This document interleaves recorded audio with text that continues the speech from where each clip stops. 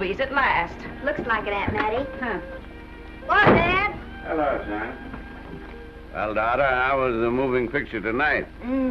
Lovely. Mice, that's what it was. Just a lot of mice. There wasn't anybody killed in the whole thing. No, well, then I'll stick to these. These don't talk. And that big cluck Norman Maine was in the picture tonight. Never does anything but kiss a lot of girls. Norman Maine is one of the best actors in pictures. You and your movies, that's all you think about.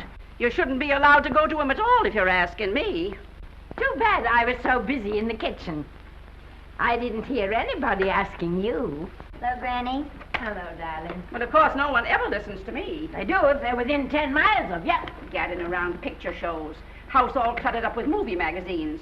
And the other day, I caught her talking to a horse with a Swedish accent. Now, sis, we're only young once, you know. Ah, Hollywood. You'd better be getting yourself a good husband and stop mooning about Hollywood. Do you know what she wants to do? She wants to go to Hollywood. I've known it all along. I've seen her making faces in the mirror and talking to herself. That's what comes of your movies. Why, what would you do if you did go to Hollywood? I'd be an actress. I would, I tell you. I've always known I could. Guys, wouldn't it be wonderful to have a movie star in the family? Oh, Miss Blodgett, may I have your autograph? You may not know it, Alec, but you're practically on your way to bed. Oh, Miss Blodgett, you're my favorite actress. Won't you tell me the secret of your success? Oh, let me alone. I asked her, what's come over you? I'll tell you what's come over her. She's just a silly little girl whose head has been turned by the movies. And the sooner she forgets the whole thing, the better off she'll be. Why will I be better off? What's wrong with wanting to get out and make something of myself? What do you do that's so much better? Just because you're satisfied to sit here all your lives, you think you can laugh at me. Well, someday you won't laugh at me. I'm going out and have a real life. I'm going to be somebody. You know, if it was spring, I'd say give her a good dose of sulfur and molasses. I thought I'd find you. Oh, stop that. Now, stop crying. That isn't going to do you a bit of good. Oh, I'm crying because Aunt Mattie and Alec make me so mad. Oh, Alec and Aunt Mattie. Fiddlesticks. They're not important. You're the only one that counts. Esther, everyone in this world who has ever dreamed about better things has been laughed at. Don't you know that? Oh, I suppose I do, But there's a difference between dreaming and doing. The dreamers just sit around and moon about how wonderful it would be if only things were different. And the years roll on and they grow old. And by they forget everything, even about their dreams. Oh, I don't want to be like that. I want to be somebody. Oh, yeah. You want to be somebody. But you want it to be easy. Oh, you modern girls give me a pain. When I wanted something better, I came across those plains in a prairie schooner with your grandfather. Oh, everyone laughed at us as they did at all the other pioneers. They said this country would never be anything but a wilderness. We didn't believe that. We were going to make a new country. Besides, we wanted to see our dreams come true. Oh, Granny, it must have been wonderful. It was wonderful. But don't you think for one single minute that it was easy, Esther Blodgett. We burned in summer and we froze in winter. But we kept right on going and we didn't complain because we were doing what we wanted to do. Can you understand that? Yes, I can. Could you do it? Could you do it even if it broke your heart? Because remember, Esther, for every dream of yours you make come true, you'll pay the price in heartbreak. Oh, I know what I'm talking about. You may not believe it, but I was a young girl once. And a very pretty young girl. A lot prettier than you are. And I was in love with your grandfather. And when some Indian devil put a bullet through him, I felt as if it had gone right straight through my heart, too. But I remembered all he taught me, and I went right on. I buried him out there in that wilderness with my own hands. And I went right on that same day. And I kept right on going, even when your mother was born. Oh, Granny, I want to make it worthwhile.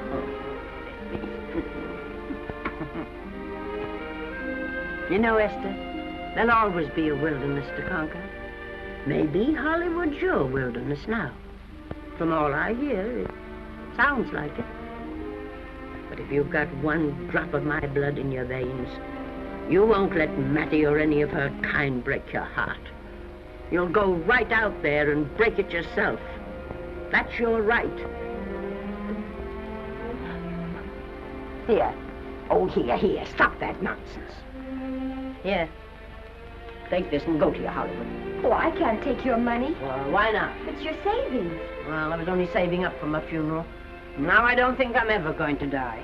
Oh, Granny, how can I ever thank you? By giving me your word of honor that you'll never tell a living soul where you got that money. I promise. Remember, if you do, I'll have you arrested for robbing me.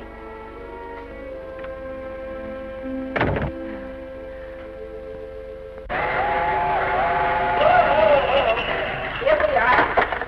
Want something, Granny? Oh, I can make it, dear. Oh, nice cold. I kissed Dad goodbye. Just a little kiss. He didn't even wake up. I bet you didn't try that on your Aunt Mattie. Oh, Aunt Mattie. Think of her face when you tell her. I am thinking about it. I've waited for that chance for 30 years. Here she is, girl. Oh, thank you, Cousin. Good, sir. Well, come on. Here's your prairie schooner.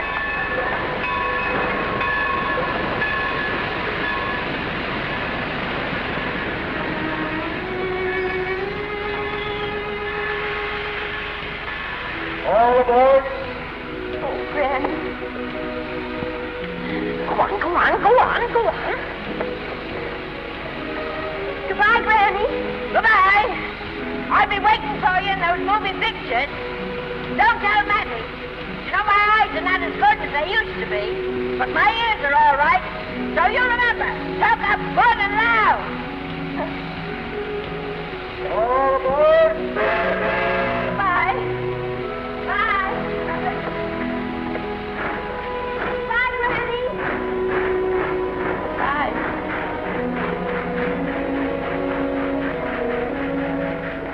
You want to go home now? I don't want to, but I will.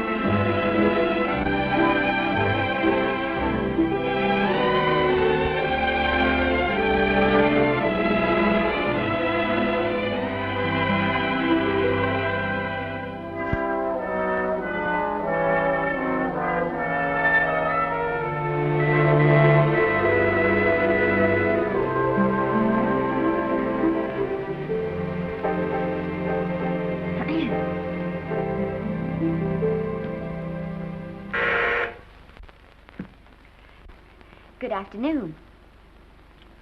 Day, week, or month? Well, it's a little hard to say. You see, I'm going into the movies. Well, you better take it for a week. It'll break your jump to Beverly Hills. Are all the studios really near here? All except Gaumont British. I suppose the best way to get a job is to go straight to the studios, isn't it? Mm-hmm. I haven't any illusions, you know. I'm perfectly willing to begin with a little bit of a part, or even as an extra. $6, please, in advance. Oh.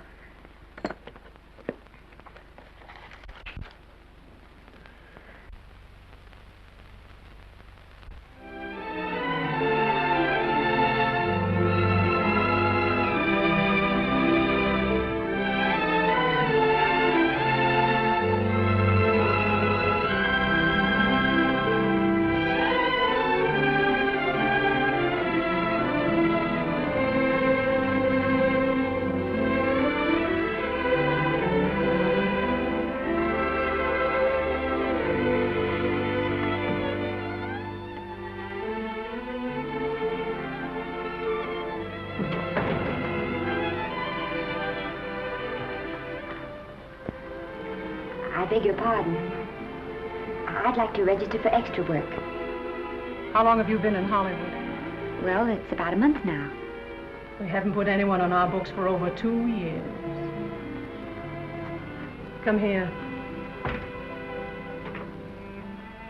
I'd like to show you something. Casting, try later, central casting, try later, central, try later, central casting. Every time you see one of those little lights flash, it's somebody asking for a job. Every time you hear them say, try later, it means there isn't any job. You can't keep the girls at the switchboard long. They go crazy. Every one of those little lights thought it was going to be a star. You still want to go in the movies?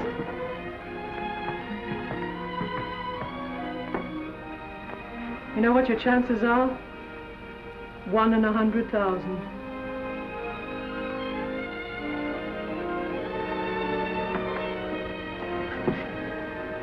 But maybe I'm that one.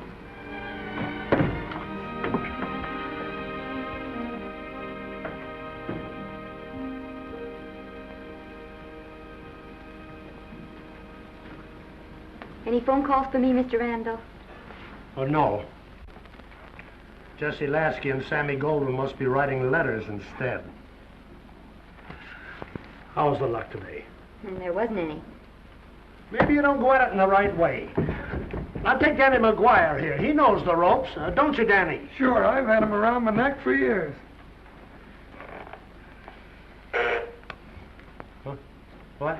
Oh, Miss Blodgett. Danny McGuire, our new tenant. How do you do? Mr. McGuire is a big director. Oh, are you really? Oh, could you possibly use me in a picture, Mr. McGuire? Of course, I haven't had much experience, but I don't think that really matters if you're willing. And Now I really listen, feel that... lady. In the first place, I'm not a director. I'm an assistant director. In the second place, if I had any jobs to give away, I'd confer one on myself. And in the third place, you should have stayed back home in the first place.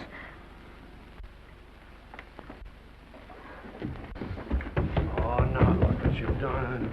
Hey, wait a minute. Hey, don't be that way. Don't do that.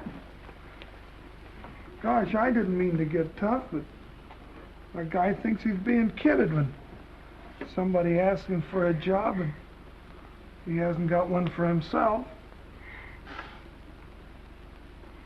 After all, I'm not a big enough shot to hurt your feelings. I'm sorry. It wasn't just that. It was a lot of things. Looking for a job every day and never getting any nearer to it. I guess I was beginning to get a little scared. I know. Lady, do I know. Well, there's only one thing to do for that feeling when you're tired and sunk and down to your last nickel. Come on and I'll buy you a drink. Well, it's not as bad as down to the last nickel. I've still got $11 left. $11? You're going to buy me a drink. Come on.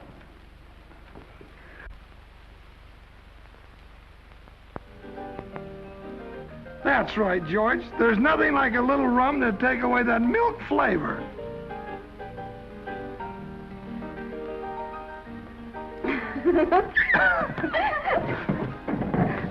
I beg your pardon.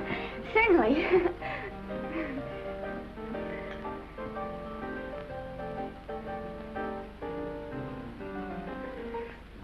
And when I sign my contract, the first thing I'm going to do is see that you direct every picture I'm in. That's my pal. Of course, I'm going to be perfectly nice about it, but I'll just insist. Now, that's the way to talk. Don't let them lick you. Oh, I should say they can't lick me. If they try anything like that, well, I just won't sign. Now, that's right. What have you got to lose? Another one of these and we'll open our own studio.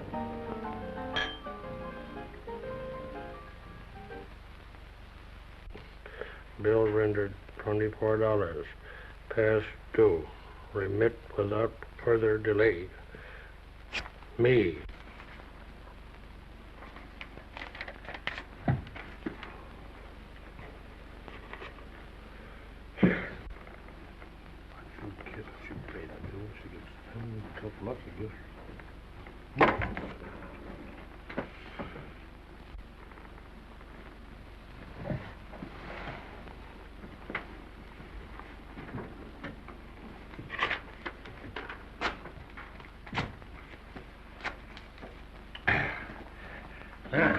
Fifth race. Tri-cap. Who's written tri-cap?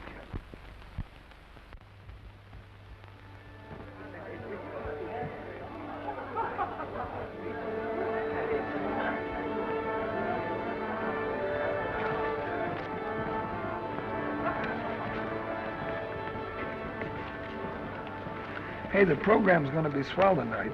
Now, you take this fella Beethoven. I'm a pushover for him. And Chopin, well, he's not so dusty either.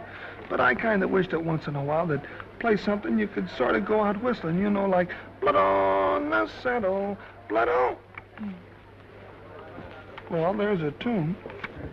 Hey, why don't you throw your hat in the air or something, can't you? This is a celebration. My job starts tomorrow. I know it does, and I think it's swell, Danny. Gee, I wish you were in on it, too. But, oh, no, it would have to be a war picture. One of those big novelty numbers, a war picture without any beautiful women at the front. Oh, well, something will happen soon. Maybe. Why don't you go home, kid? Oh, Danny, I can't do that. I came here, and I've got to stay. Well, now, if it's on account of money, I can... Oh, thanks. You've given me enough already. Anyhow, this is no time to be worrying. This is a party. Look at all the people. Everybody in the world. Look. That's Norman Maine.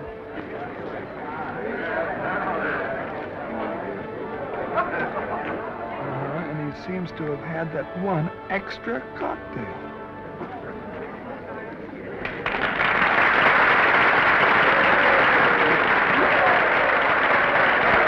Oh, thank you. Sit down, you dope. That's for the orchestra leader.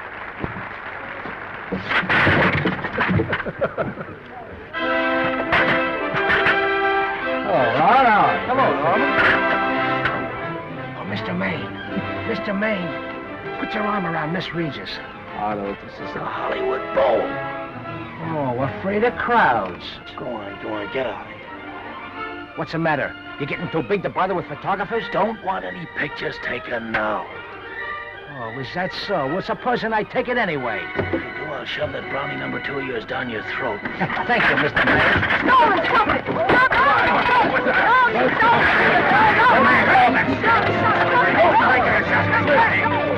Take it easy, Mr. Mayor. Calm down. Normie, come back and sit down. Everybody's laughing at you.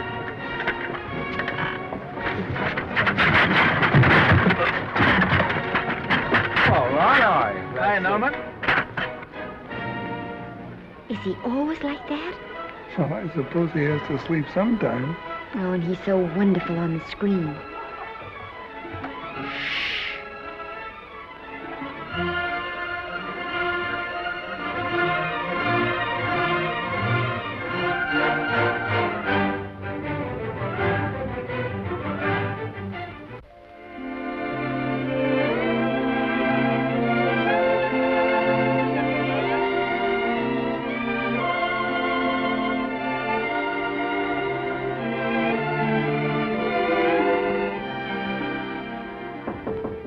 Come in. Daddy. What's the matter? Well, believe it or not, I got a job for you. Daddy, that's wonderful. When do I go to the studio?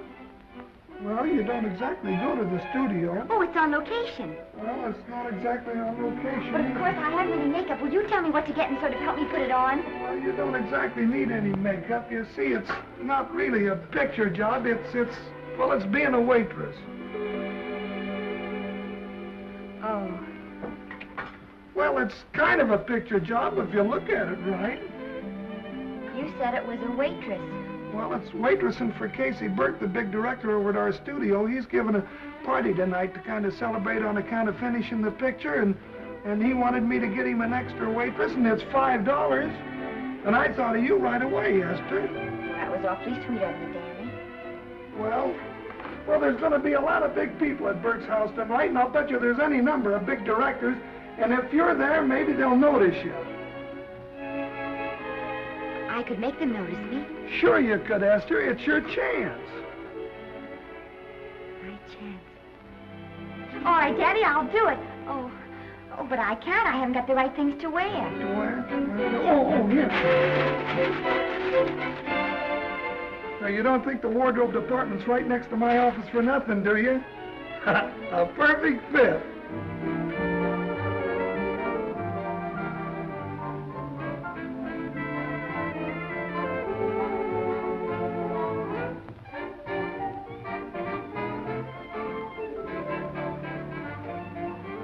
Did you get to the preview last night? I did. Would you like a little hors d'oeuvre? They are very nice. Oh, thanks. Well, what did you think of the picture? They should have saved it for Thanksgiving. What a turkey.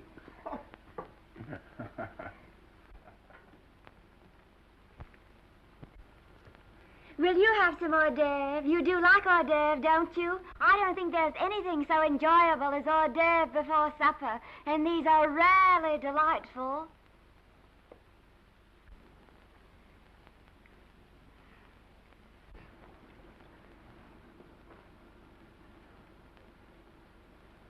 And at the finish, the kid turns around and sings the lullaby to its mother. Pardon the big voice, but would you like a little hors d'oeuvre? They say they're the best in town. Don't tell me. I know. Mae West. That's a great twist. But where are you going to find a 2-month-old baby that can sing? Hello, Oliver. Oh, hello, Casey. You want to fire me now or wait till you see the picture? I'm not a director anymore. I'm a male nurse. What's the matter with the picture? A guy by the name of Norman May. His work is beginning to interfere with his drinking. Oliver, don't tell me I'm to direct his next picture, too. Mm-hmm. You were my favorite producer. Now, wait a minute. You just go right on with your directing. I'll take care of these stars. I know how to handle them. I had a serious talk with Norman after that Hollywood boat occurrence, and you don't have to worry any more about his behavior.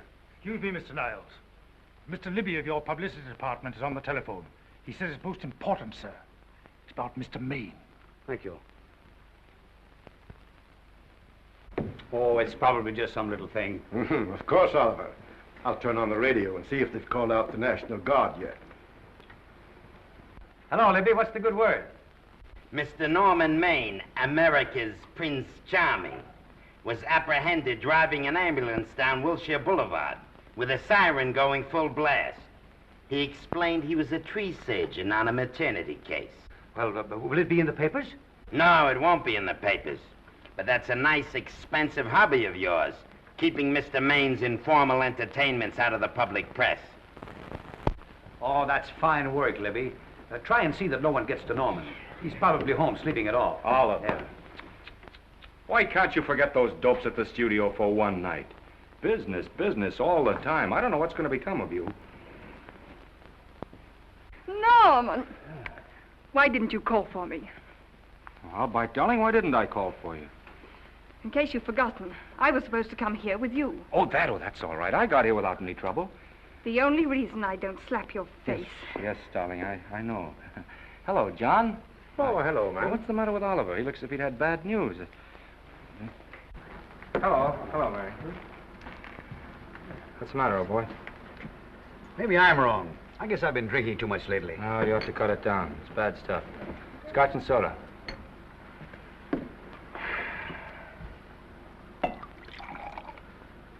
Come on. The word, you know, is pronounced when. Bad dialogue, Oliver. I'd rather not watch this. You know best. Soda. Thank you. Oh. Go ahead and say it. I've got it coming to me. Don't make it tougher on me, Norman. I don't want to stand here and preach, but take a look at my side of it. I'm trying to make pictures with you. I know. Costs are going up and the grosses are going down. No, it isn't that. I've made lots of money with you, and I can afford to take a loss. But I hate to see you going the way of so many others. Why don't you get Lloyd's to insure you against me? You can't get insurance against a man forgetting who he is. You're a great star, Norman, but there's nobody so big that he can afford to have people refuse to work with him. Who doesn't want to work with me? You... Quiet. Listen, I know plenty of people who do. Yes, and so do I. But your real friends can't stand seeing you start to fall apart. What do you mean by that? The first signs are always the same. Not being able to remember your lines. Cameraman struggling to cover your hangovers. And all because you have to have a good time. Every day and every night. Listen, I've warned you for a long time, Okay, Norman. Oliver, you're a swell guy. You won't lose any money on me. I'll promise you that. I'll be ready for the curtains when the time comes. When it does, here's my epitaph. And now I think I'll, have a little drink. Scotch and soda.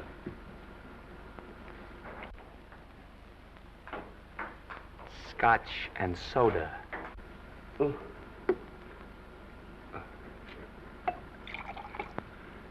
Come on.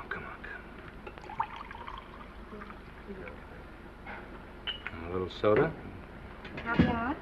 No, thank you. Yes, pardon me. Ah, lovely. No, I mean the caviar. Mm-hmm. No, don't go away. I'm starving.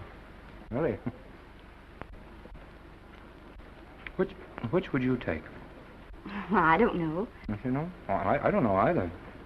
It's hard to choose. Well, I think I'll take caviar. Mr. Maine doesn't care for any more. Do you know me? No.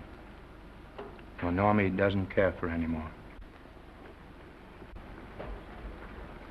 I think I shall get very drunk indeed.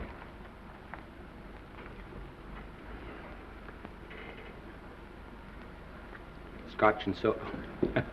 Sorry, I had something.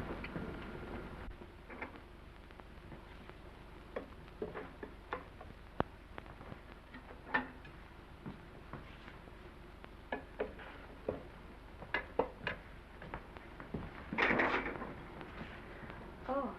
Mind if I help?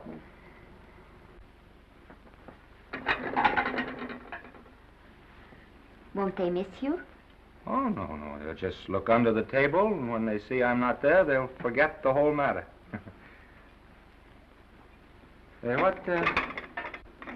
What's your name? Esther Blodgett. My name's Maine. I know. You do? Ah.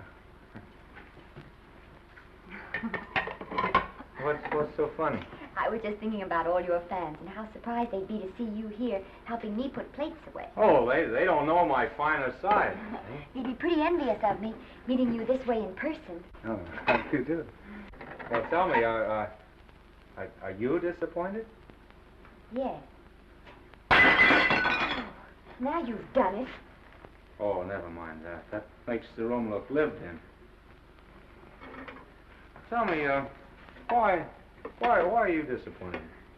I was sitting behind you at the Hollywood Bowl the night you didn't want to be photographed. Yeah. I'm told I crept into many a heart that night. Oh, I can never explain this. You know, you have very pretty hair. You better get out of here. And a sensitive mouth. And a charming little Precisely why are you here instead of with the rest of the guests? I'm just trying to be helpful. I see. Are you sure there's no other attraction? Well, it might be that my old mania for putting plates away is coming back on me. It's rather odd. I always know where I can find you, if there's a pretty girl around. It's not only odd, it's embarrassing. You're being deliberately insulting, Norman. I put up with this for long enough. Dear, don't lose your temper. Remember, we must try to keep the voice low. I know you'll excuse us if we go on with our work.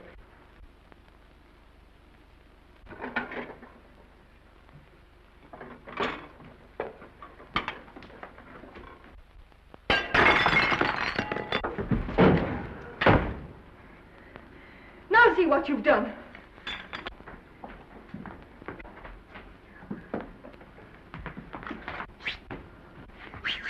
Come here.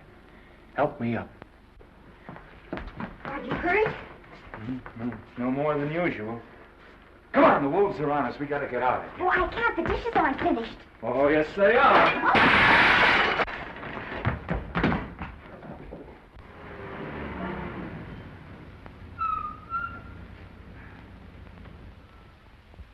Well, I bet I know what you're going to say now. What? Good night. Good night, and thanks. Hey, wait a minute. Hey, you realize that all I found out about you is that you're foolish enough to want to go into pictures? But why is it foolish? Look at you. Yeah, that's what I mean. No, I'd rather like to go into this matter a little more thoroughly. Oh, that's awfully nice of you. So why don't we go on up to my place and talk it over? Oh, no. Thank you very much, but I really must say good night. Good night. But you're not angry. No. I'm hungry. Well, why don't you go and get something to eat? Good night, Miss Blodgett. Good night, Mr. Maine. Wait a minute. Peter, the least I can do is to see you to your door. Will I see you again? I hope so. Has anyone ever told you that you're lovely? Well, now you know. Thank you.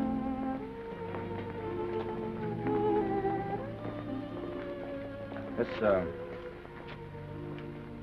hard to say, but I want to say it anyway. You know, on the screen, in private life, you know. But whatever I do, I still respect lovely things. And you're lovely. You understand? Yes, I think I do. And it isn't that bump on the head that's doing this. Well, I'm glad.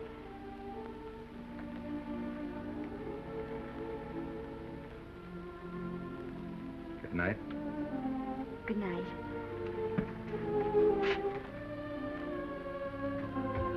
Hey! Do you mind if I take just one more look?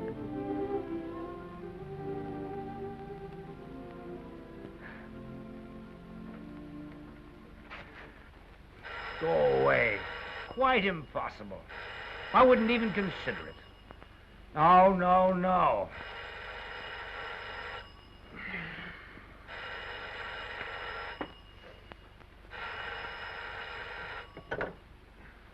Hello? Who is it? Who? Norman? What have you done now? You're not in jail, are you? Oh. Yes, I see. Oh, it's that again. I see. She's beautiful. Yeah, I know. You want me to give her a screen test? Yeah, certainly. She's got wonderful possibilities. Oh, you know she's got something. Well, you knew all the other ones had something, too. Oh, no. I tell you, Oliver, she's got that sincerity and honestness and a...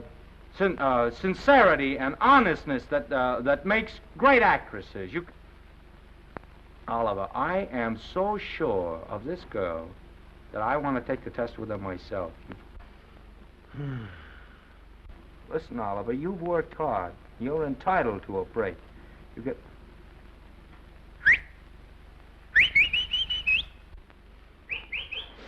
Yes, I heard you.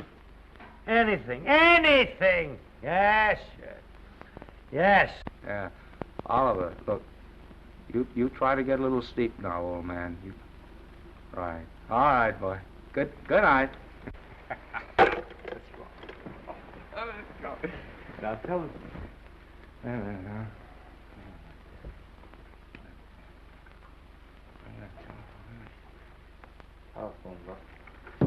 Telephone book. What is it? Telephone. Hey, Oliver, telephone book. Over here.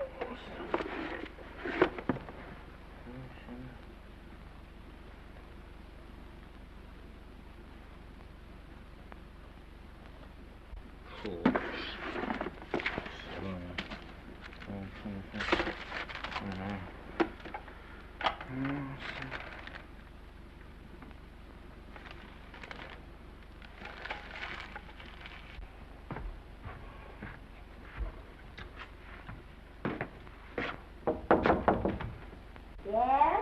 Telephone. For me? Some drunk trying to be funny says he's Norman Maine. Oh, thanks. I'll be right down. And Miss Blodgett, would you give him a message for me? Tell him it's 3 o'clock in the morning!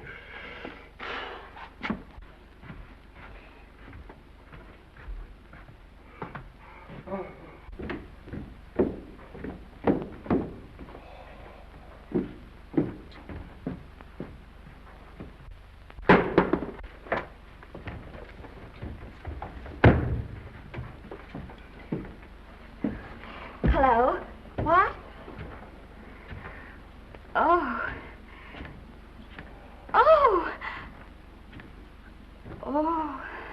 Oh, yes. I'll be there. Oh, thank you.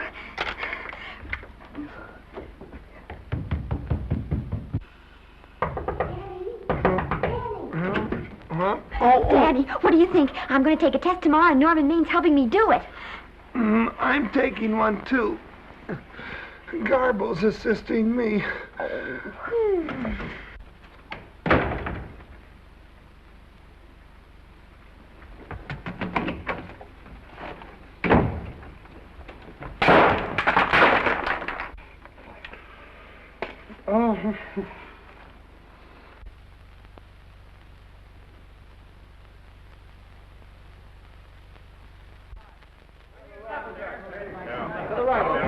Move that gobo in.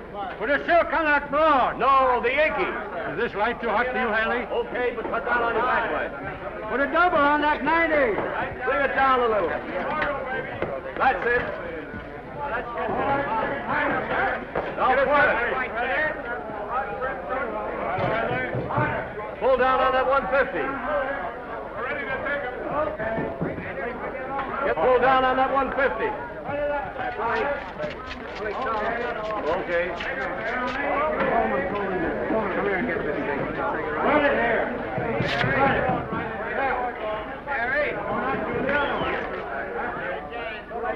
Bring me an apple box. Listen, gentlemen, please, if you don't mind.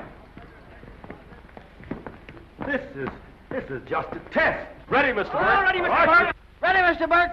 Ready now, Mr. Burke. All ready, Mr. Burke. Ready now, Mr. Burke. All ready, Mr. Burke. We're ready, Mr. Burke. All right, let's take it. Quiet. Quiet! Quiet. Ready, Norman? Yeah. You ready, Miss, what's your name? You'll soon know your name, Esther. The whole world's going to know it. But I'm so scared.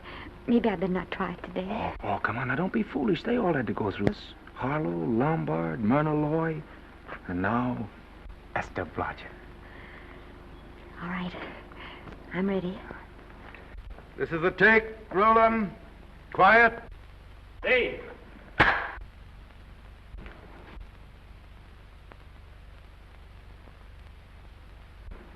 I may as well tell you that my whole organization thinks I've gone a little nuts to sign you. Well, maybe they're right. I've been nuts before. You see, all the experts seem to think that your type is a little mild for present-day taste. But I rather believe that tastes change, like eyebrows. And I think that also like eyebrows, tastes are going back to the natural. You look like a nice girl. I think I'm going to like you. That's not important. I think the public will like you. That is important. Oh, yes. I see what you mean. I mean, I know it is. Only don't think it's going to be easy. Nothing you really want is ever given away free. You have to pay for it. And usually with your heart. Someone else told me that once. But you still have to work it out for yourself. Oh, well, all this is just a long way of saying, I'm glad you're with us and good luck to you. And now I'm going to turn you over to our demon press agent, Libby. Don't let him frighten you. He has a heart of gold, only harder. And for the love of Pete, learn to close your mouth and keep it closed, even in your love scenes.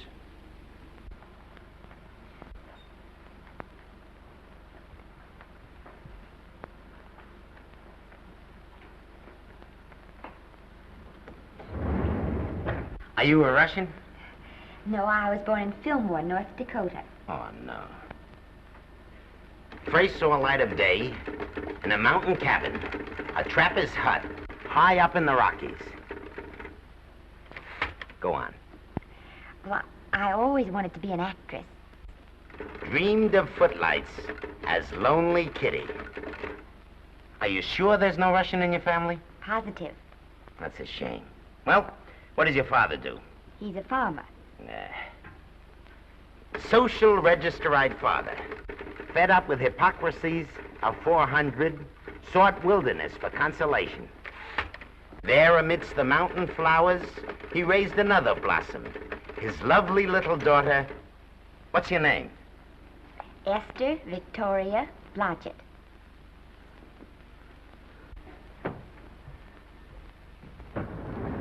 Greatly appreciating your attention in this matter, very truly. Do you know what her name is? Esther Victoria Blodgett. Hey, we'll have to do something about that right away. Esther Victoria Blodgett. Well, that Blodgett's definitely out. Let's see, Esther Victoria, Vicky. How about Vicky? Oh, I think that's terribly cute. Let's see, Vicky. Vicky what? Vicky, pronounced Vicky.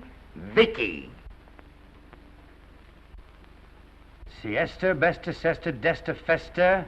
Oh, that's very pretty. Jester, Hester, Desta, Lester. Vicky Lester. Oh, I like that. Say it. Vicky Lester. Say it again. Vicky Lester. Say it again. Vicky Lester. Say it. Vicky Lester. Say Vicky Lester. Vicky Lester. Vicky Lester. Vicky Lester. Vicky Lester. Vicky Lester. Flash. Oliver Nile Studio discovers new starlet, a Cinderella of the Rockies. Her name is Vicky Lester. Those who have peeked tell me she couldn't be more divoon. The face of an angel and such natural talents. Her voice is a symphony. Her very walk, they tell me, is enough to drive men mad. Not that way. Get the lead out of your feet. Lift them up.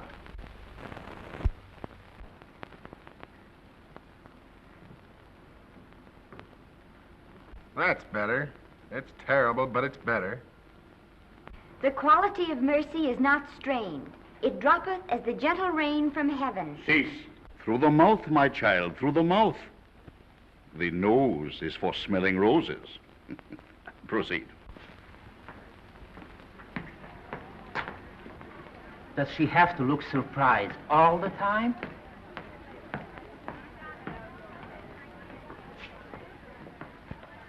Anyway, it's just a rough sketch. Pretty small mouth, eh? Oh, well. Give her that Crawford smear.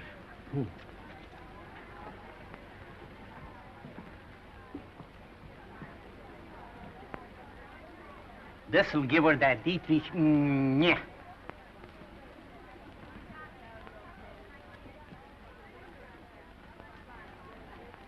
We're on the wrong track.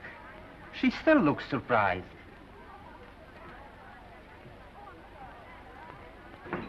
Listen, dress people. We're shooting on the set this morning, not in the commissary. Now, come on, snap into it. Acme Trucking Company? No. Mr. Smith is not in.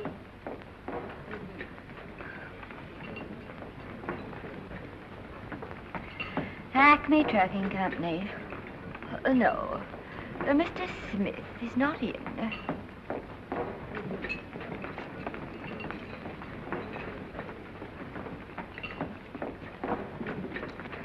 Good morning. What can I bring you, Mr. Maine? That just shows how long you've been here. Neighbor, bless you. How soon are you and I going to be married, huh? I don't know. You'll have to ask my mother.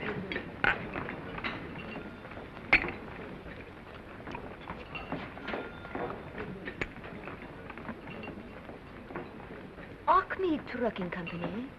No, Mr. Smythe is not in. Acme Trucking Company? No, Mr. Smith is not in. Acme? No, Smith ain't in.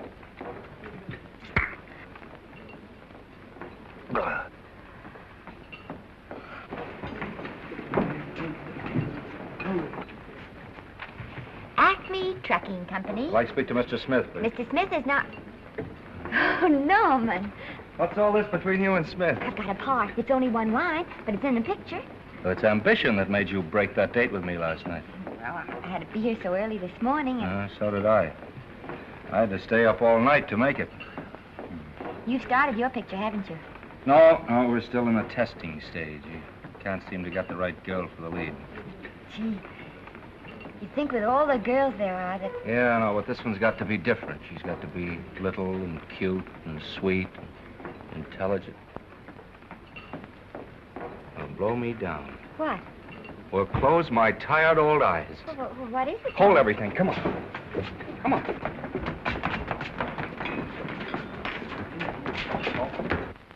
Had you been through the whole casting directory? I'll work day and night, Mr. Niles. And I'll work with her, Oliver. And I can be mean or nasty or anything you want, Mr. Niles. If she clicks, Oliver, you've got a star overnight. Okay.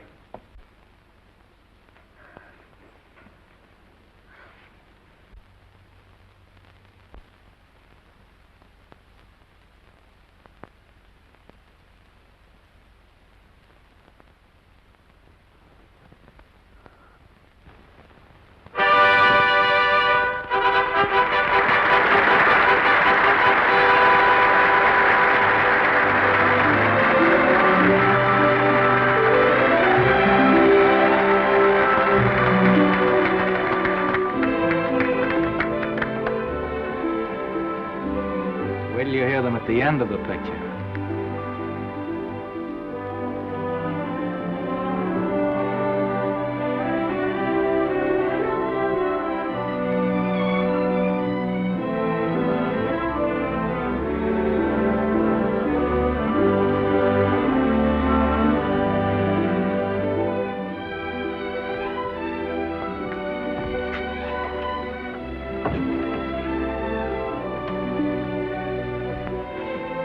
Do you think we were noticed? By no one. They're much too busy playing at croquet. I've loved you all my life. But we only met 2 days ago. That's when my life began.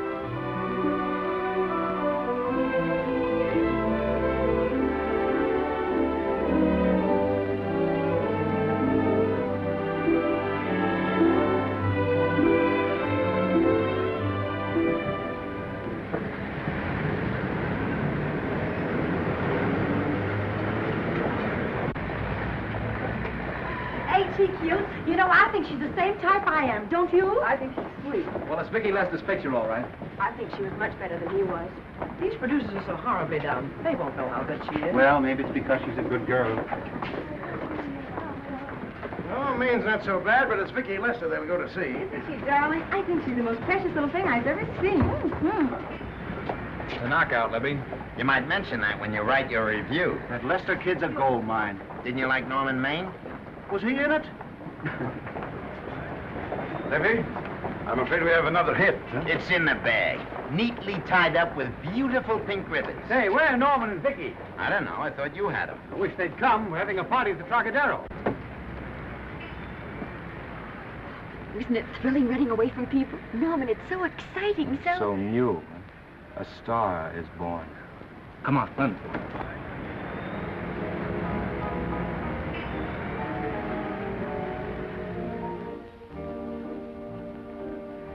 It's wonderful, isn't it? A crazy quilt. Oh. It's a carpet that's spread for you. It's all yours from now on, you know? Come, Esther. You're a success. You'll have everything in the world you want. I hope it'll make you happy. Hasn't it you? But then there was one thing I never had. Lots of times I told myself I'd found it, but I always knew I was lying. Still, I never stopped looking for it. Maybe it'll come. Well, I think it has come, Esther. I only wish it went too late. Oh, but it's not too late. Oh, you can't throw away your life the way I've thrown away mine and have anything left that's good enough. No. You can. Norman, you can. You mustn't tell me that, Esther. I'm so afraid that I'll believe it.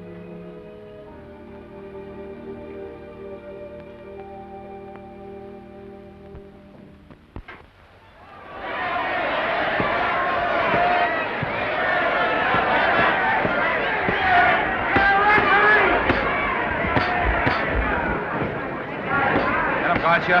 Shoot your right. Swell, isn't it? Lovely. What's Garcia getting?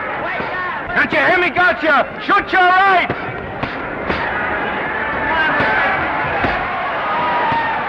He's down! Garcia got him! Garcia got him! He did, didn't he? Yeah, but he'll be up, though. You like it? Sure I did. You like me? Sure I did. Ooh, that reminds me. Will you marry me? No, thank you.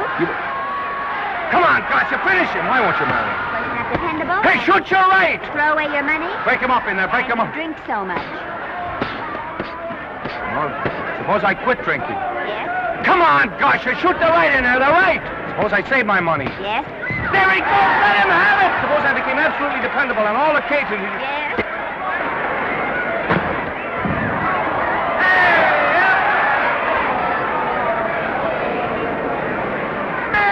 Garcia, he's got him! He's got him! He certainly did.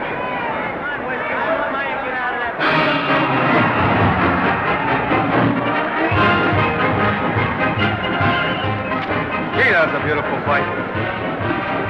Norman. What dear? Falls after me if I said I'd marry you? No, certainly not. I was just supposing.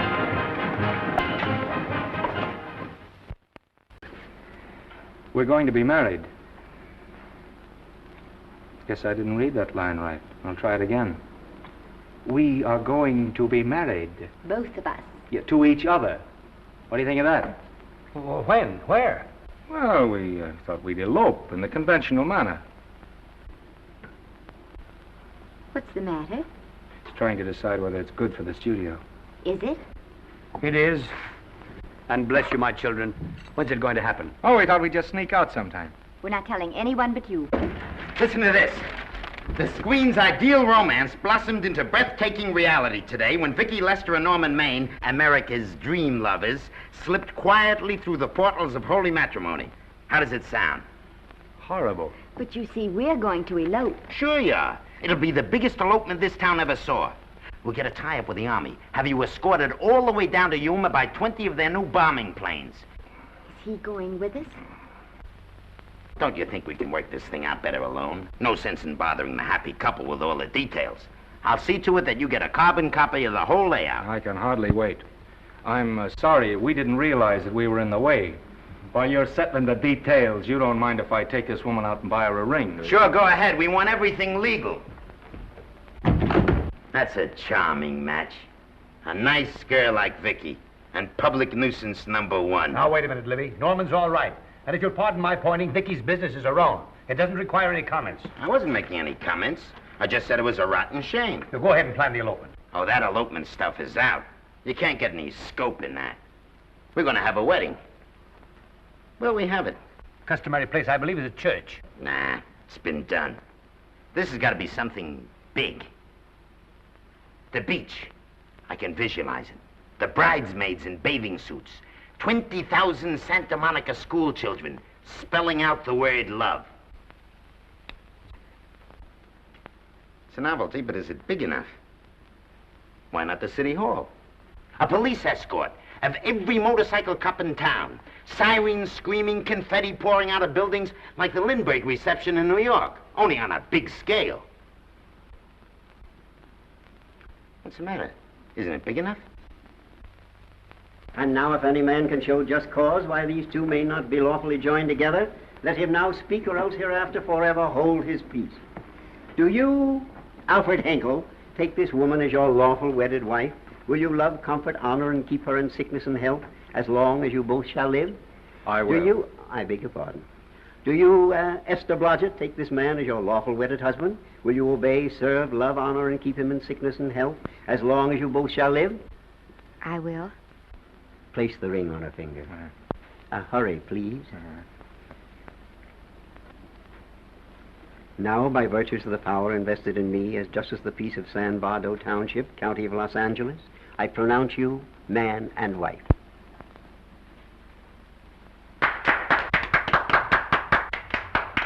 Quiet! And now I must exercise my prerogative of office. I hope you'll be very happy, Mrs. Henkel. Thank you. Thank you, sir. Oh, Thank Danny. you very much. Now, if you'll please sign the license. Oh, yeah. You know, Mrs. Henkel, I can't help but believe I've seen you somewhere before. Oh, really? Well, I believe this is the first time I've ever been in San Vardo. You know, your face is familiar, too, Really? Mr. Henkel. There you are, sir. Thank you very much. Oh, Here's your thank you, receipt. Sir. Thank you. Goodbye. Goodbye. See you again. Yes, goodbye. No, I don't mean I'll see.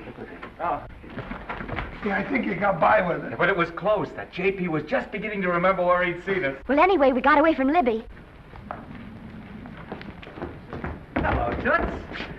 If you will be kind enough to glance between my shoulder blades, Mr. and Mrs. Henkel, you will find there a knife buried to the hilt. On the handle are your initials. Lovely to have seen you, Libby. Hold him, wait. hold him, Danny.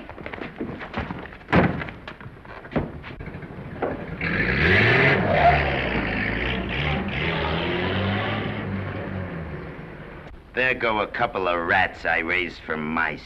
Well, they got a right to get married, haven't they? I haven't got any right to double-cross the public, and I haven't done it yet. Hey! People versus Porky Washington, who is charged with violating Section 600. Young man, you're in contempt of court. Operator, get me the Los Angeles Tribune. I've a good mind to put you under arrest. Wait till I make the score. You wait, too. Tribune, give me the city desk. Johnny, this is Matt Libby. I got a flash for you.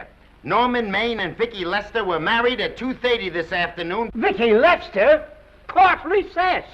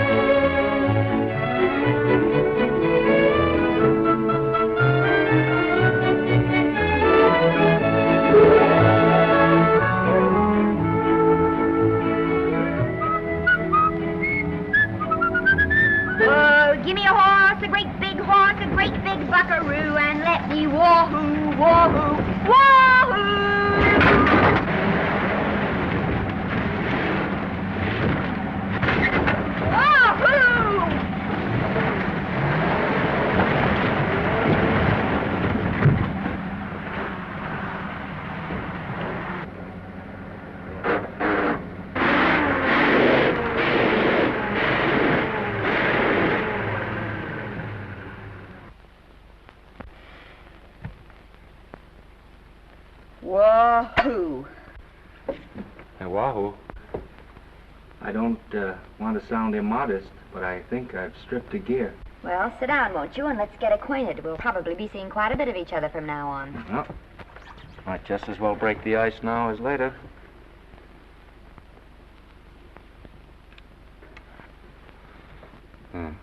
Now we're old friends. Say, have I got time for a shower before dinner? Plenty, if you can find the shower. I never can remember where that thing is. Does it pull out or slide under? Here, I think I can find it. Nope, it's the linen closet. Here it is. Nice work. Oh, half the time those things are just luck. I'll see if I can disinfect this steak.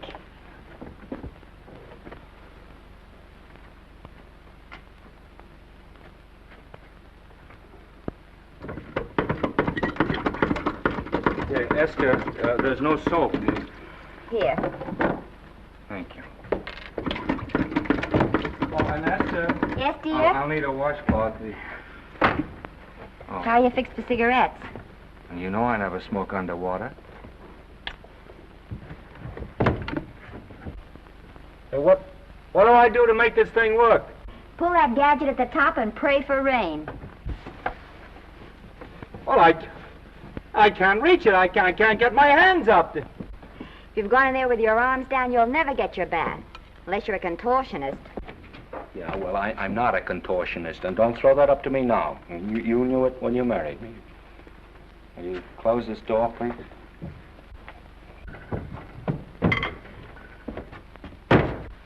Thank you.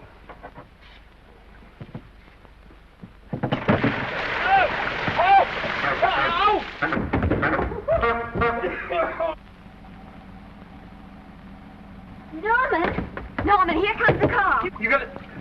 Huh? Here, quick. Quick what? Quick, go out and stop them and ask for help. Oh, I'll catch cold. Oh, you'll get warm again. Yeah, don't, dear. They'll recognize me. Now, if you keep your face down, go on. There may not be another car for a week. Well, Howdy, partner. Howdy. Stuck? Yeah, how'd you guess it? Can you get us some help? Well, I reckon not. You know, it's a long way to town. We're pretty busy down at the place. Well, I got to get out of here. I've got my wife with me. Doesn't she like the country? No, and we're short of food. There's a lot of game in them woods. Yeah, well, my wife can't shoot. Well, you're sure up against it. Sorry I can't do anything for you. Well, wait, listen, I'll be frank with you. I'm Norman Maine. Who? Norman Maine. Well, my name's Judd Baker. Glad to have met you. Well, so long. Hey, wait a minute. Listen, you don't... So you're Norman Maine.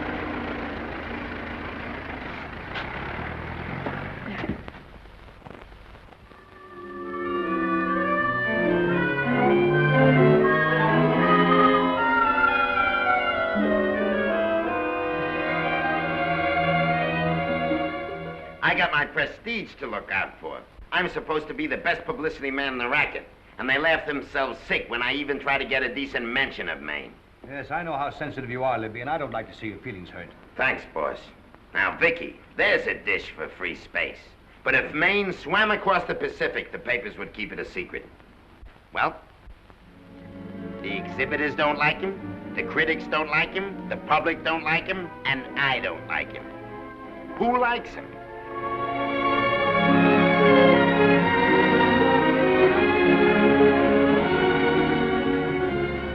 Oh, but darling, this is almost too much of a surprise.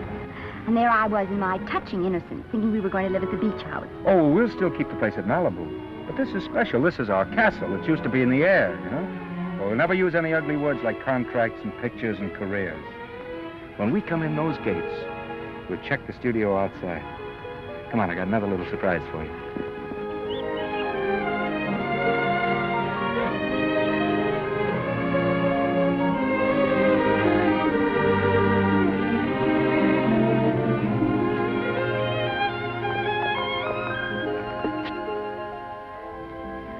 Oh, Norman, it's lovely.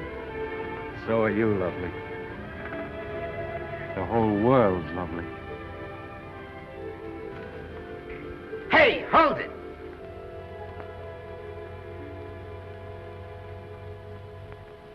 That's it. Caption: Their honeymoon never ends. All right, let's get some pictures. Now, if the bride will sit here and the groom stand behind her, we'll have something unique. Now let's go after something different. You sit down and she'll stand up. Pretty radical, isn't it? Yeah, but in a nice way. Okay, Otto, fire. Caption, their honeymoon begins anew. Ah, the producer. Caption, their honeymoon ceases abruptly. Hello, Oliver, glad to see you. No, I'm glad you're back. Thank you. Vicky, how well you're looking. Hello, Oliver. Am I interrupting? Yes, thank you. Just want a couple more pictures. That's enough of both of them. What they're asking for is exclusives of Miss Lester. Alone. Oh, I see. Well, come on, Oliver, let you and me get exclusive. See you later, Vicky. Oh, don't worry, Otto. My camera smashing days are over. They ain't your only days that are over. Oh, hold that, Miss Lester. Gorgeous. Well, Oliver, how's the dividend situation? Very pleasant. I think we'll show $2 million on the next quarter. Oh, good. Smart move of mine to sell my stock, eh? Oh, well, when you need money, you need it. Well, some people save up for just such an event. There's bound to be a rainy day occasionally. Yeah, but as a citizen of California, I've always refused to admit that. Yes, I know, but still it does rain. Well, anyway, you can thank me for some of those dividends of yours. Mm-hmm. Oh, can't you? Oh, sure. That was a little too quick, Oliver. Matter, the Enchanted Hour was a smash hit, wasn't it? Well, it made Vicky a star overnight. Yes, it should have. What about me? Oh, let's talk about business at the office, Norman. Beautiful pool you have here. Beautiful. Oh, now let's talk about it here. Didn't they like me? Well, maybe the part wasn't just right. That was the best part of the year. Look, Oliver. You think I'm slipping? Can you take it? Yeah, go ahead. The tense is wrong. You're not slipping. You've slipped. Oh, my fan mail's still big. Norman. Fans will write to anybody for a photograph. It only costs 3 cents for a stamp, and that makes photographs cheaper than wallpaper. But every 25 cents they pay for a theater ticket buys them the right to be a critic. And your last few performances, Norman, have not pleased your critics. You remember I told you I'd be ready for the curtains when the time came?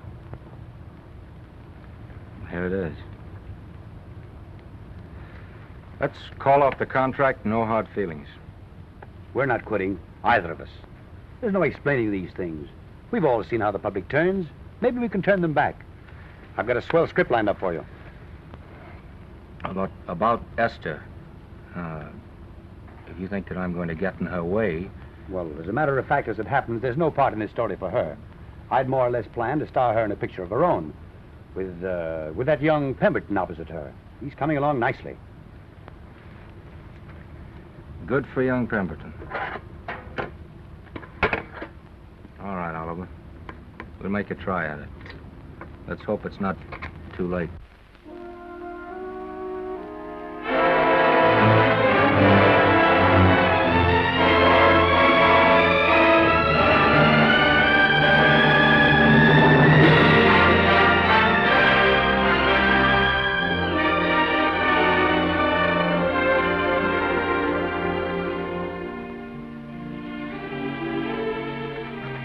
No argument. I'll buy those. Huh. The screen's most finished actor. I'll say he's finished. He keeps them away in droves.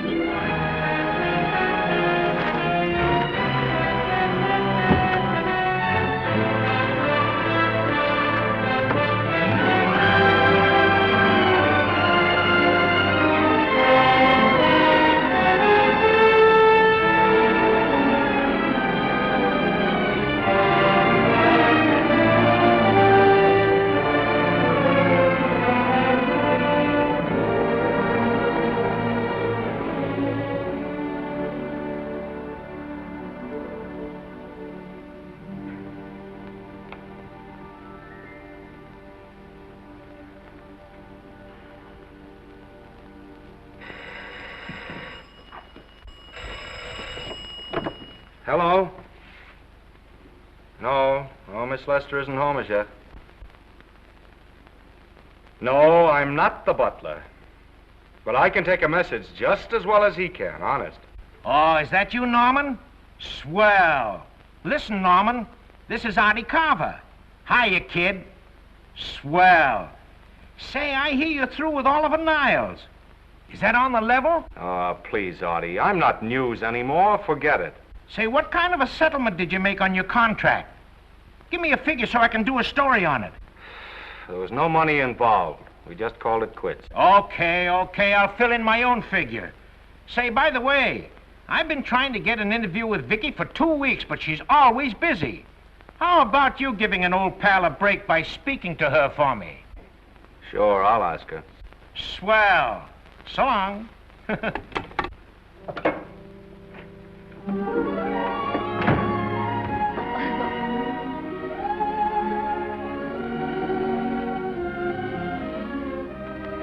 I didn't mean to be late, darling, but Casey wanted... All right. You're here now. What's new today?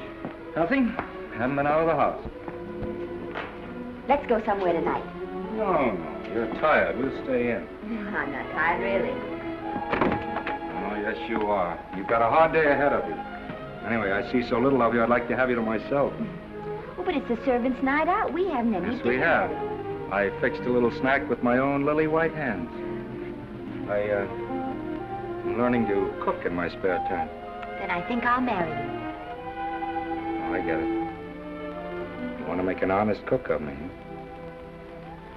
Comes in on wheels in this joint.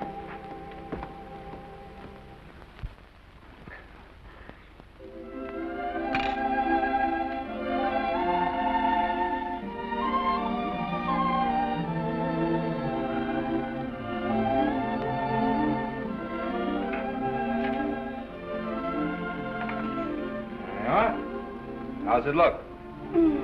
Wonderful. Huh? That's what I thought. Now then, don't be formal, just pitch in. Yeah?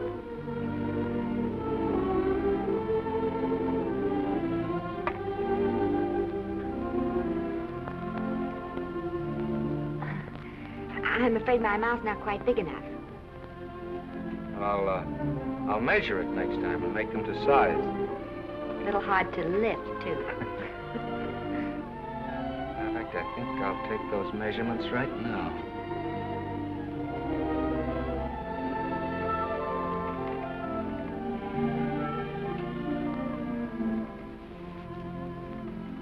And that's what I wait for. All day. That's why I rush home without even changing my costume.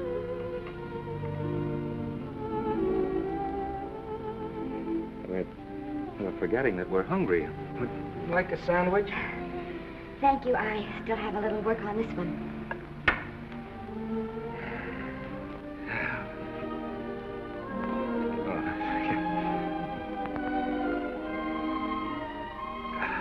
Norman, will you unhook my dress? I can't breathe. You know, all the time I thought it was the kiss that made you breathless. A lot of hooks, huh? Uh-huh. Why don't you have a zipper? That's a good idea. You got it? Oh, yes.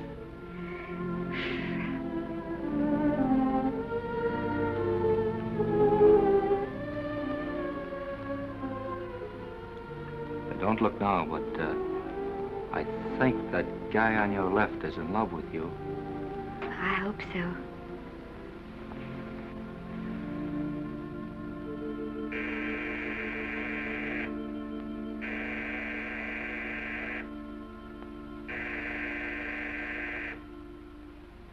It's the doorbell. Is it? Maybe they'll go away. Oh, I never do at a time like this. Here. Just a minute, dear. I'll be right back.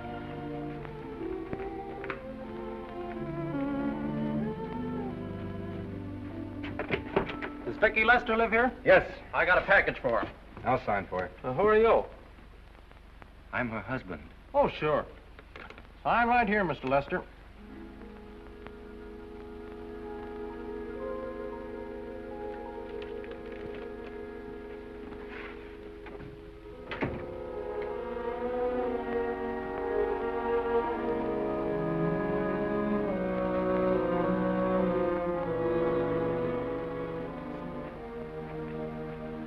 Package for you. Oh, by the way, I forgot to tell you, they want you for a benefit to Shrine Auditorium next Wednesday night. I told them I'd ask you. And, Oh, darling, I don't want to hear about that now. Well, you better wait till I finish before I forget them all. The Academy dinner secretary phoned. She wants to know if you want a table reserved for you. Oh, yes, Artie Carver called and asked if I'd use my influence with you to get him an interview. I told him I'd try. That was all, I think. Oh, Norman, let's don't talk about those things now. We're forgetting the wonderful food you prepared. Well, I'm not very hungry now. I think I'll fix me a little drink, But, Norm...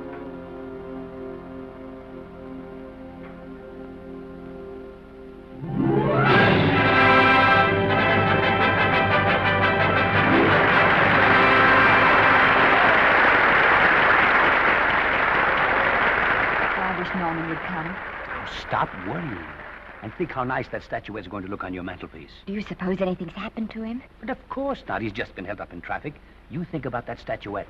And now we arrive at the climax of the annual dinner of the Academy of Motion Picture Arts and Sciences, the highest award within our power to bestow.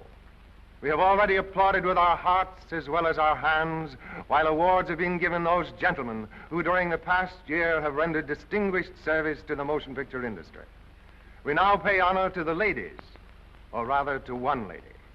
We offer to her the Academy Award for the finest performance of the past year. She has already had the world's acclaim, but this is the tribute of her fellow workers, the men and women of this industry. It is not only my pleasure, but my privilege to present this award to the actress who created the unforgettable Anna in Dream Without End, Miss Vicki Lester.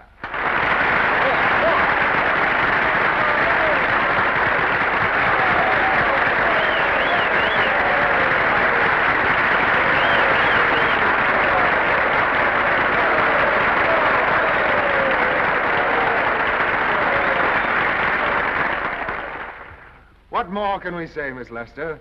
This says it all for us.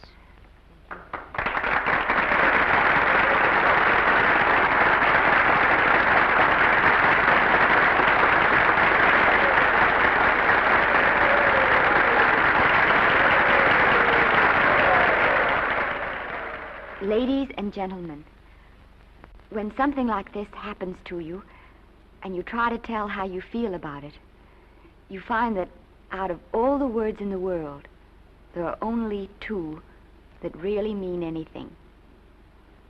Thank you. All I can do is to say them to you from my heart. All I can do is to keep on saying them. Hey, that's fine. All this thing. That's a very pretty speech, my dear. Very pretty. You said the right thing. I want to be the very first one to congratulate you on that valuable little piece of bric-a-brac. Now I want to make a speech. Gentlemen of the Academy and fellow suckers, I got one of those once for a best performance. They don't mean a thing. People get them every year. What I want's a special award, something nobody else can get. I want a statue for the worst performance of the year. In fact, I want 3 statues for the 3 worst performances of the year, because I've earned them. And every single one of you that saw those last masterpieces of mine knows that I've earned them. Libby, start the music. What I'm here to find out is, do I get them or do I get them? Now answer, yes or no.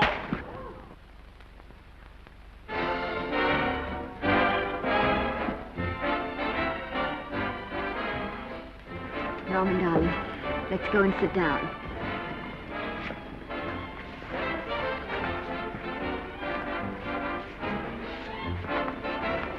Come on, Norman, sit with us. Glad to see you, Norm. Hello, Norman.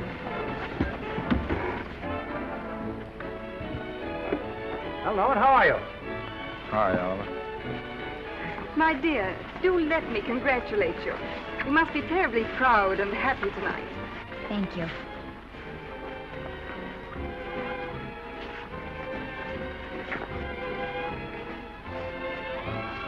Somebody give me a drink.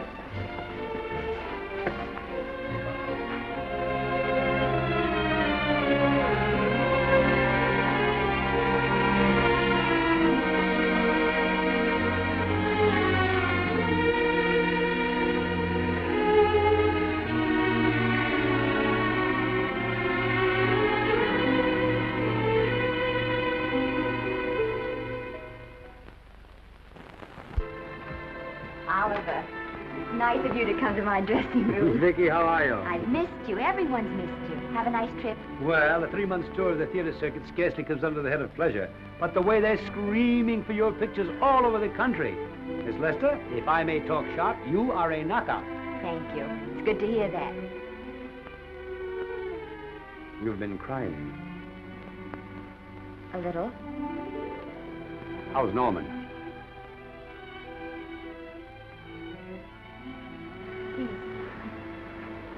Well, he's trying awfully hard, Oliver. Letting Norman leave this studio was the hardest thing I ever did. There was nothing else I could do. I know. Has he been... Is he all right? He's gone to a sanitarium. He really wants to stop drinking. And I think he could only... Well, perhaps if he could start working again, it would be some encouragement. Oh, Oliver, could you do that? Yes. Oh, thank you. But he mustn't ever know I told you. He won't know, and you mustn't worry. I want you to keep up your good work in this picture. I'll try, Oliver. That's the one thing I can do for you.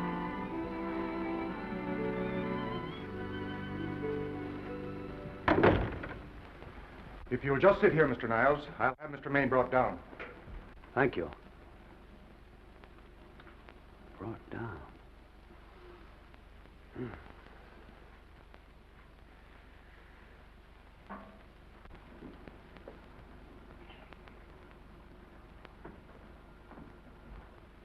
Hello, Oliver. Welcome to Liberty Hall. Hello, Norman. Well, no, Mr. Niles isn't slipping me a case of scotch, Cuddles. This is just a handshake. This is Cuddles, Oliver, my social secretary. We go everywhere together. How are you feeling, Norman? Fine. Getting along remarkably well, Cuddles tells me. He says you ought to see some of the boys. Let's sit down. Yeah. Cuddles, we really don't need you. Touching, isn't it? Can't bear to have me out of his sight. Are you comfortable here, Norman? Comfortable. It's positively luxurious. They even have iron bars in the windows to keep out the draft. How much longer are you going to be here? Oh, well, I'm really cured now. I'm just staying on for an extra week or two to get in good shape, you know. After all, there's no particular hurry to return to the cameras. That's what I wanted to talk to you about. I've got a script with a fine part for you in it. Gee, Oliver, that's great. That's great. Who plays opposite me? Well, it is not exactly the lead. Young Pemberton's doing that. But I tell you frankly, I consider your part better than the lead. Oh, I see. It's better than the lead. Well, of course, it isn't terribly long. But it's one of those parts that makes an impression on you. They'll be thinking about you all through the picture. Mm-hmm. Well, the thing is, Oliver, I'm pretty well set at another studio. I'm not at liberty at the moment to tell you which one. You know yourself how those things are. Of course. But it's a big picture. He's one of the biggest of the year. Mm-hmm. And the part. Every actor in Hollywood would give his teeth to play it. See. Well, that's fine, Norman. Naturally, that will tie you up for a while. But we won't get to this picture for some time. And perhaps, if you want to consider it for later on, well, we'll be... I'll tell you, Oliver, you'd better not count on me. See, I've got several pictures lined up after this one, and they're talking to me about England. You know, they're doing some very interesting things over there, you know. Mm-hmm. Hey. What is it, Cuddle? Speak right out. We all love you. Your dinner. Oh, yeah, we dine at 5:30 here. It makes the nights longer. Well, goodbye, Norman. I'm glad to see you getting along so well. I'll be out in no time. I'll have to introduce myself all over to a lot of people. They won't know me when I'm not drinking. Goodbye. Goodbye, Norman. Thanks for dropping in. That's fine. Yeah. Well, Cuddles? Alone at last, eh?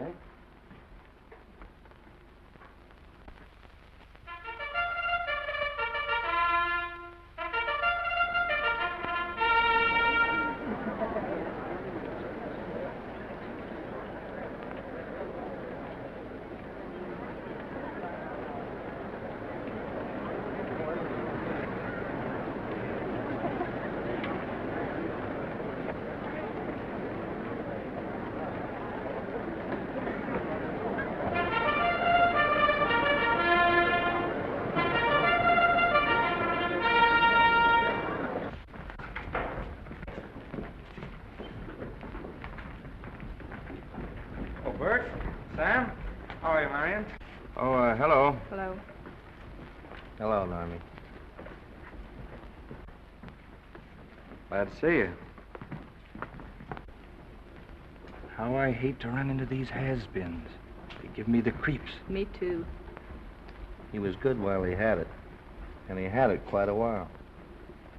Hello? Hello, Mr. Maine. I haven't seen you in a long time. Oh, I've been resting.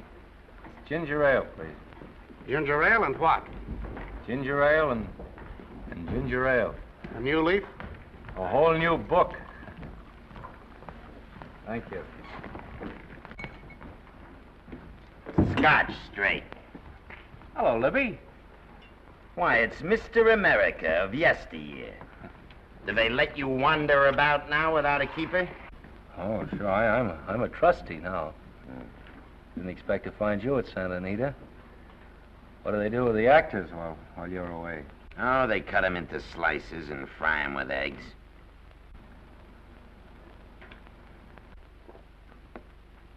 I suppose you'll be here all the time, now that you've retired from the hurly-burly of the silver screen. Well, we're living down in Malibu now, and pretty lonesome with Esther away working all day. Well, I wouldn't squawk about that if I were you. It's nice to have somebody in the family making a living. Oh, wait a minute, Libby. I don't want to forget that we're friends. Friends, my eye. Say, listen, I got you out of jams because I had to. It was my job, not because I was your friend. I don't like you, and I never have liked you. Nothing made me happier than to see all those cute little pranks of yours finally catch up with you and land you on your celebrated face. Where do you work, Libby? Always wait till they're down, then kick 'em. I don't feel sorry for you. You fixed yourself nice and comfortable. You can live off your wife now. She'll buy you drinks and put up with you even though nobody else will. We're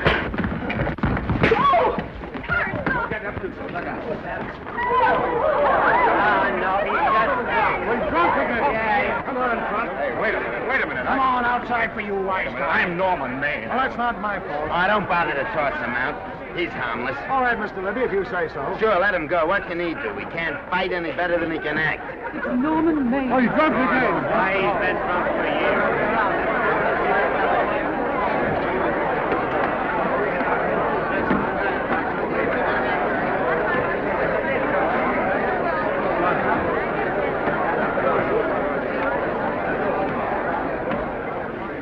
Give me a scotch.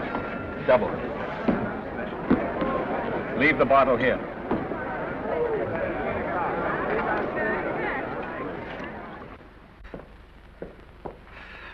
Vicky, you'll be ill. Why don't you try to get a little sleep? But he's been gone 4 days. 4 days and not a word.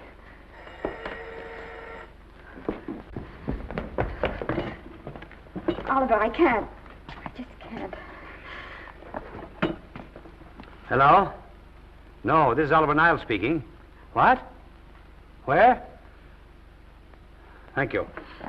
What is it? Nothing. Oliver, tell me. He's in the night court. He's been arrested on a drunk charge. Now, he's all right. He isn't hurt. I'm going right down and get him out. I'm going with you. Vicky, it isn't any place for you, and if it gets in the papers, What do there'll I care about the papers? I'm going with you.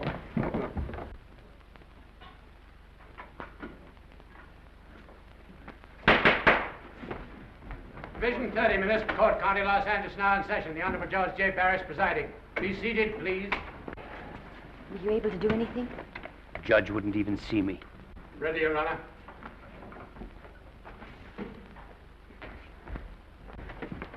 I want to advise you that you're entitled to be represented by counsel, to be confronted by the witnesses that may testify against you, to compel witnesses to attend on your behalf to a public and speedy trial by the court or by a jury, and the right to be admitted to bail. Call the first 5. Gregory, Hale, Kane, Rodriguez, Johnson. Come on, boys, step in. Go ahead. Move along. William Gregory.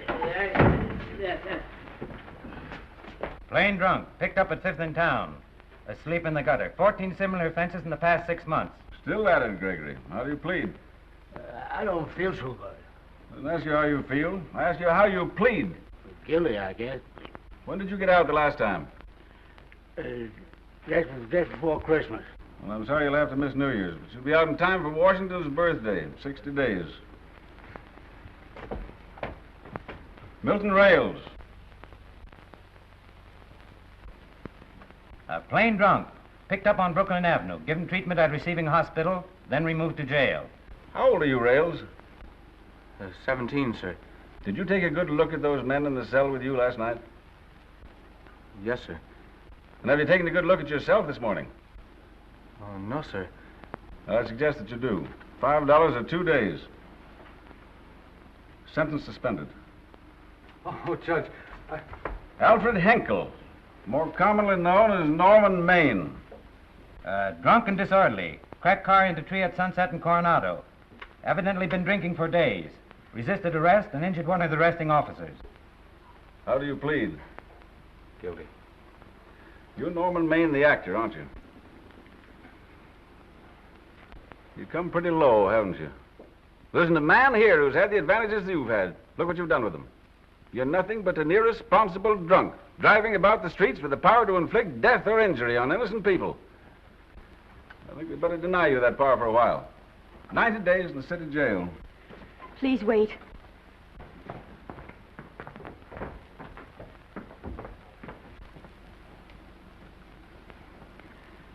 I'm his wife. Yes, I recognize you, Miss Lester. Please, Judge. I promise you this won't happen again. I'll be responsible for him. If you just won't send him there. You realize that this man, when drunk, is obviously a menace to public safety?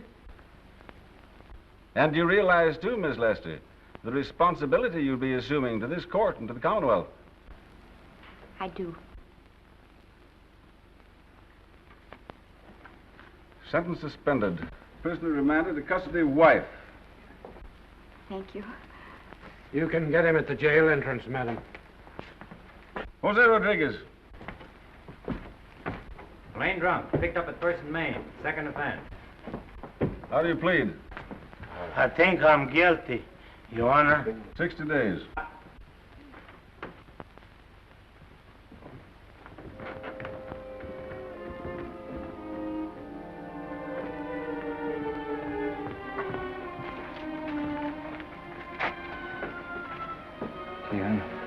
I'm so tired. Hold it, Mr. Maine, for picture. Oh, no. What about a statement for the press? Oh, no, please.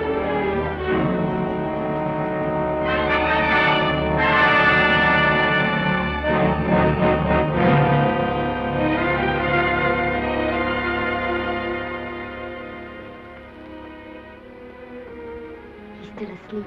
He's been asleep nearly all day. It's the best thing for him. It's awful to see this happen to someone you love. And know in your heart that it can't get any better. I only know that all I can do now is stay with him and try to help him. So will I. And between us, we'll take care of him. You're very fond of him, aren't you, Oliver? Well, I'm very fond of both of them. Then I know you'll understand what I have to tell you. And after what happened last night, I think you already know what it is. I can't do any more pictures. I'm going away for good with Norman. But you can't do that, Vicky. You're at the very peak of your success, and you've worked so hard to achieve it. That's what's been wrong. Oh, I've thought it all out. Maybe if I hadn't been away from him so much, last night and what went before, it wouldn't have happened. Oh, I know it's too late to think about that now, but it may not be too late to go away with him and start over somewhere. It's your life you're giving up, Vicky. so I can try to give Norman back his. Can you honestly tell me I'm wrong to do it? No, Vicky. I cannot honestly tell you that. Then there'll be no more Vicky Lester.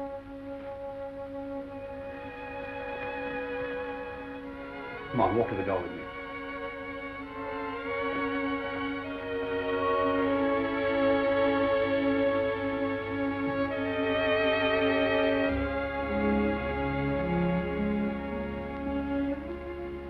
Goodbye, Vicky Lester. You were a grand girl. Good luck, Mrs. Norman Maine.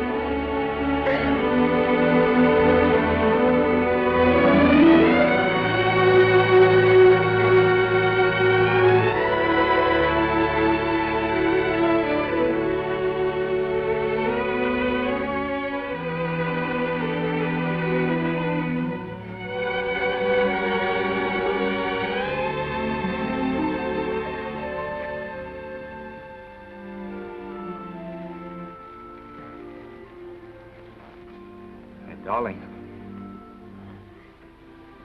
this is Maine coming in to apologize again.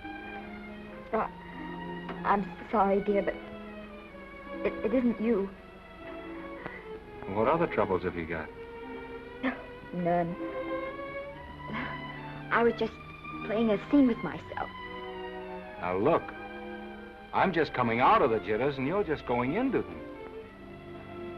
This is a swell household. Isn't it? I'll tell you what we'll do. I'll promise to brace up if you'll go on the wagon. I guess I have been drinking too much.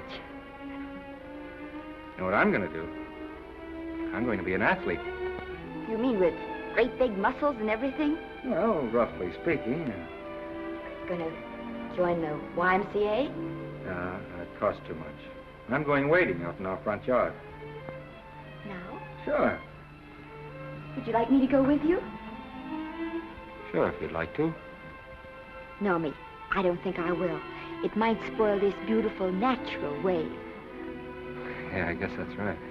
Darling, look, could you have a hot toddy, some hot soup for me when I come back? Some hot soup?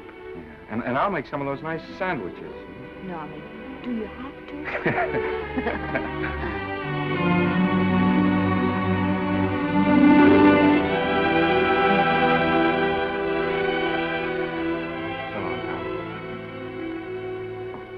Now, don't stay in too long.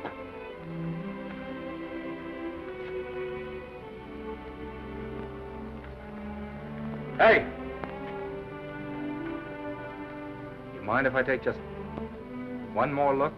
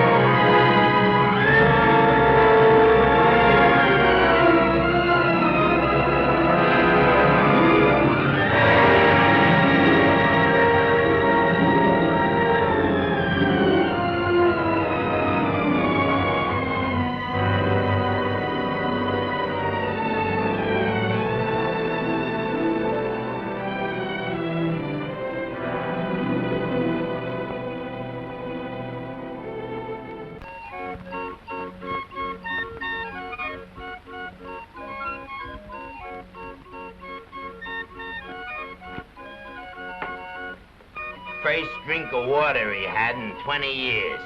And then he had to get it by accident. Pardon me. How do you wire congratulations to the Pacific Ocean?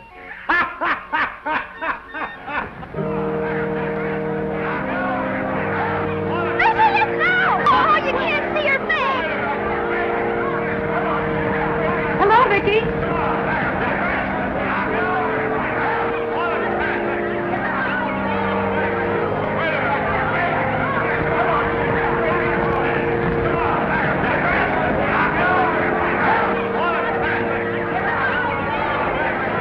Get away, can't you? Come on, Vicky, let's see your face. Vicky, will you sign my book for me? Write this is Norman May. Don't you care, Vicky? You get over it. Stand back, can't you? Don't you cry, dearie. He wasn't so much.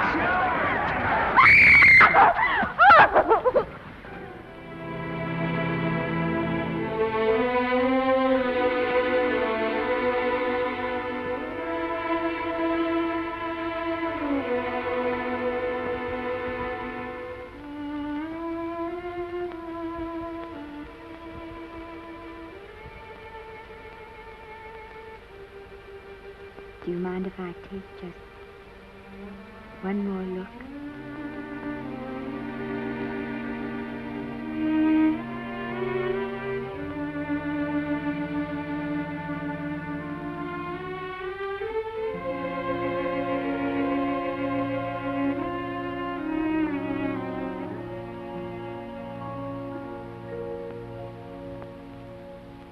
Here are the paychecks for the servants' graves.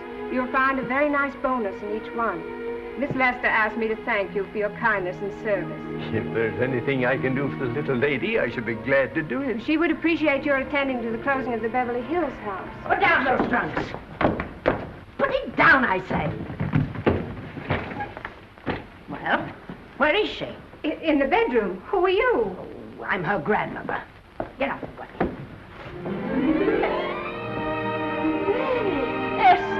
Granny, darling. Oh, I'm so glad to see you. What made you come? Oh, I know when I'm needed. Now get out of here. Go on, get out of here, all of you. I want to talk to my granddaughter alone. I came just as quickly as I could. But I'm going home. I sent you a wire yesterday.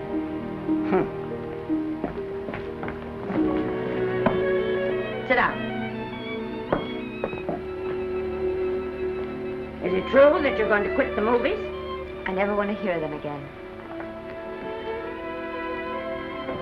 What are you running away from, little girl? I'm not running away. It's just that I can't go on. My heart isn't in it anymore. Once I told you, if you get what you want, you have to give your heart in exchange. And you said you were willing. Do you remember? I remember. It seems to me that you got more than you bargained for. More fame, more success, even more personal happiness. Maybe more unhappiness. But you did make a bargain. And now you're whining over it. I don't think I'd feel so very proud of myself if I were you, Esther. I'm not, Granny. But my mind's made up. Oh, and I'm sorry I gave you the money to come out here. It was just wasted. Oh, but Granny... I was proud of you, Esther. I was proud to be the grandmother of Vicky Lester. It gave me something to live for. Now I haven't anything. I know. Oh, I want to be strong, but I can't go on. I can't. You must. Tragedy is a test of courage. If you can meet it bravely, it will leave you bigger than it found you. If not, then you'll have to live all your life with a coward. Because no matter where you may run, you can never run away from yourself.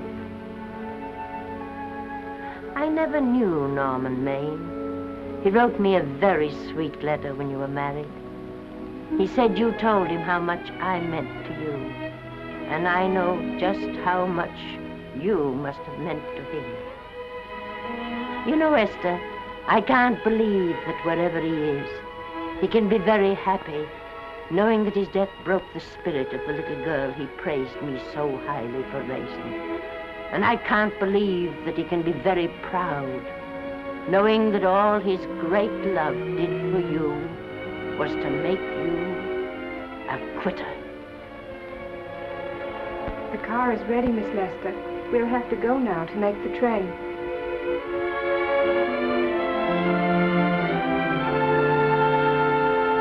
Put the car back in the garage.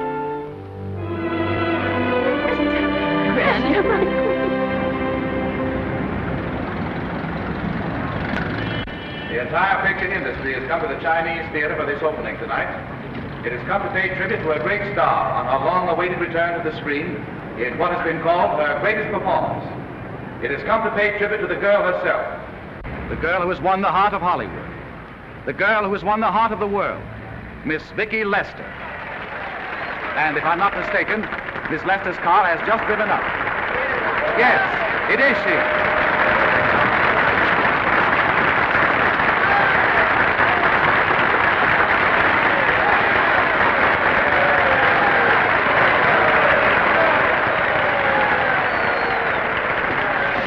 This doesn't scare you too much. I scare very slowly, young man. Big smile, folks, please.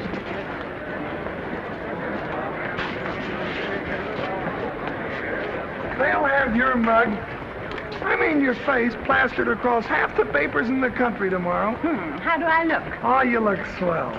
You're a liar, but I like you. And here's Miss Lester's grandmother. Won't you say a few words to the radio audience, please? Say something, Letty.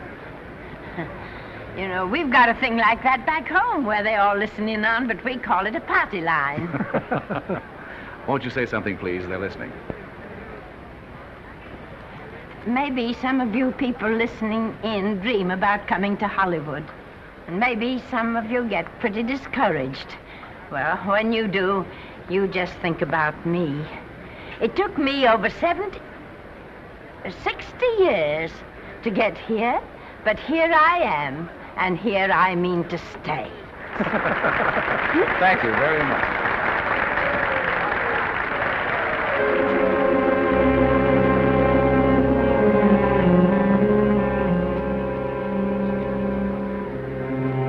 Miss Lester. This microphone is on an international hookup. Throughout the world, your fans are hoping that you'll say a few words to them.